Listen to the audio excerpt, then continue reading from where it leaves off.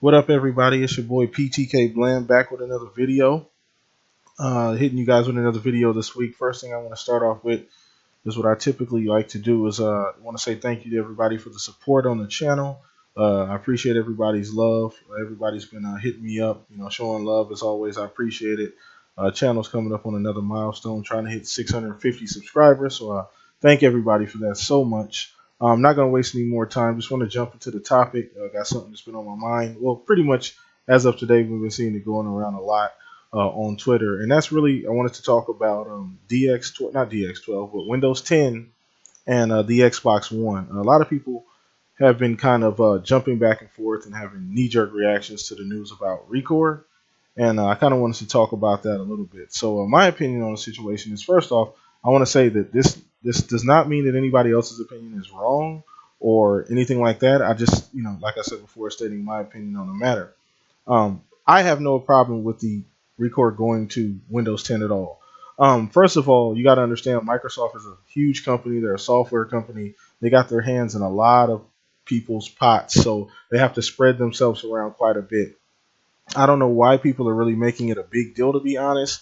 Out of all of the exclusive games that come out so far on the Xbox One this generation, is literally maybe only about three or four of them that are going cross platform to Windows 10. So, out of maybe 15 to 20, you have maybe three or four going to Windows 10, which is not that big of a deal. It's not going to Steam, it's the same ecosystem. So, Microsoft is pretty much putting their money back in their own pocket. And look at it from a developer standpoint, also, too, where you have developers that aren't recouping, money on these games this generation, especially exclusive because they're more of a risk. They cost more to make and they don't necessarily make up the money right away. So, we complain about things like microtransactions. We complain about things like developers doing these remasters and cash grabs.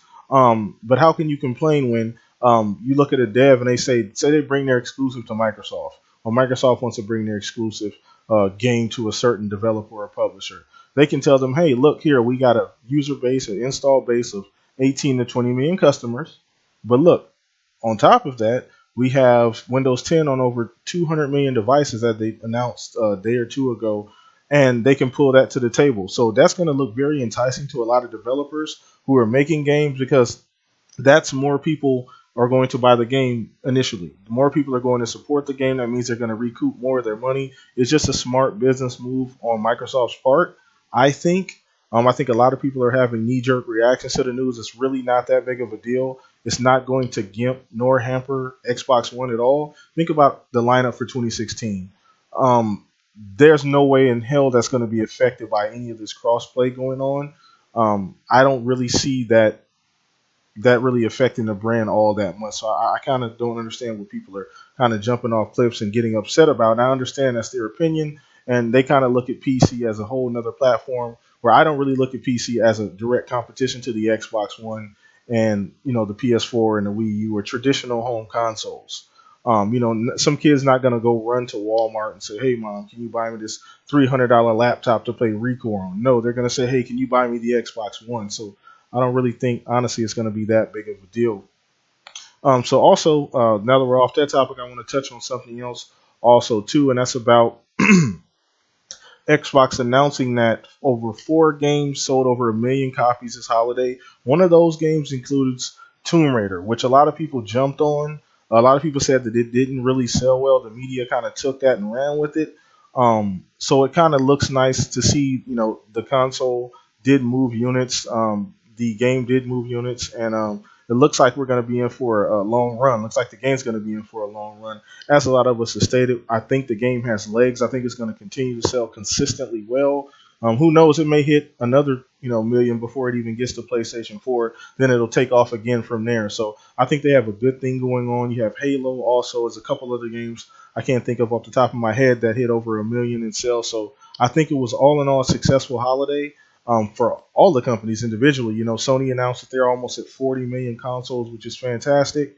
For the PS4, it's still selling like crazy. Not too much on the Nintendo front. I know it did have a pretty big boost for the Wii U during this holiday, but I think it died down quickly, with the news of that NX around the corner. I don't really think they're really putting too much energy into that Wii U or even advertising it. They need to just go ahead and cut down the price on that thing and just drop it to 250 or $200, honestly, at this point with the new console around the corner. So all in all, it was a great holiday. I just really felt like I needed to talk about a few of these things that have been kind of sitting on me. We've been watching Twitter at work and in between on my breaks, looking at Twitter and seeing people kind of going off about the Record news. So I wanted to just throw my hat in the ring and give you guys a little video about it. So I appreciate you guys' support. Like I said before, didn't want to drag this out too long. Oh, by the way, you guys, I do have some great news coming up this week on the podcast. It's kind of a surprise. It's a surprise announcement.